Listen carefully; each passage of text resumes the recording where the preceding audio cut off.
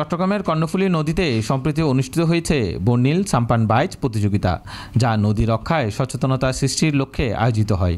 চট্টগ্রাম ইতিহাস সংস্কৃতি গবেষণা কেন্দ্র ও কর্ণফুলী নদী সাম্পান মাঝি কল্যাণ সমিতি ফেডারেশনের উদ্যোগে আয়োজিত এই 3 দিনের কর্মসূচির অংশ হিসেবে এই প্রতিযোগিতা অনুষ্ঠিত হয়।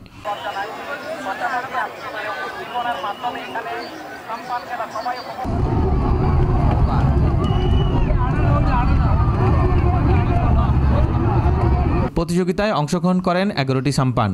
প্রতিটিতে 10 জন করে প্রতিযোগী ছিলেন। কর্ণফুলী নদীর 2 তীরে হাজারো মানুষ এই প্রতিযোগিতা উপভোগ করেন। এটা তো উপভোগ করার একটা বিষয়। এটা তো বললাম, আমি তো এই সাম্পান করে নদী পার হয়েছি অনেকবার পরে। আমি যেখানে দাঁড়িয়েছি এখানে কর্ণফুলী ছিল, ওই রাস্তাটাও কর্ণফুলী ছিল। হ্যাঁ, তো যাই হোক, সেটা বড় কথা না। কথা হলো যে আমাদেরকে এই সংস্কৃতিগুলো ধরে রাখতে হবে। সাম্পান খেলা হচ্ছে আমাদের চট্টগ্রামের একটা ঐতিহ্য। তো আমরা এটা আমাদের হৃদয় থেকে উপভোগ করতেছি আর কি, মন থেকে উপভোগ করি যে আমাদের চট্টগ্রামের একটা ঐতিহ্যবাহী খেলা সাম্পান খেলা, এটা আমরা খুবই উপভোগ করি। যেমন আমি আসছি চট্টগ্রামের একদম আমান বাজারের পরে একদম বড়দিঘির পাড় থেকে খালি এই খেলা দেখার জন্য। এই আয়োজনের মাধ্যমে কর্ণফুলী নদীকে দখল ও দূষণমুক্ত করার দাবি জানানো হয়। হ্যাঁ, বড় পরিসরে হওয়া উচিত। বড় পরিসরে হলে সবাই আসতে দেখতে পারবে, আর ময়লা আবর্জনার কারণে কর্ণফুলী নদীও দূষিত হয়ে গেছে। যদি এটা ভালো হয়, সরকার একটু মনোযোগ দিলে এইসব বিষয়ে। আয়োজকরা জানান, কর্ণফুলী নদী বাঁচাতে পরিকল্পিত খনন, অবৈধ দখল উচ্ছেদ এবং বর্জ্য ফেলা বন্ধ সহ বিভিন্ন পদক্ষেপ গ্রহণ করা জরুরি। আমাদের সাম্পান মাঝিদেরকে একটু বাঁচানোর আকুল আবেদন জানাচ্ছি।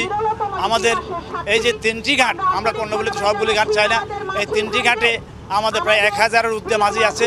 সেই মাঝিদের সংগঠন আছে, মাঝিদের সংগঠনের মাধ্যমে সরকারি মূল্যে, সরকারি ইজারা মূল্যে এবং সম্ভাব্য রেটে আমাদেরকে মাঝিদেরকে ঘাটগুলি দিয়ে আমাদেরকে মাঝিদের বাঁচার অধিকার দিয়ে তাকে সার্বিক সহযোগিতা করার জন্য উদাত্ত আহ্বান জানাচ্ছি।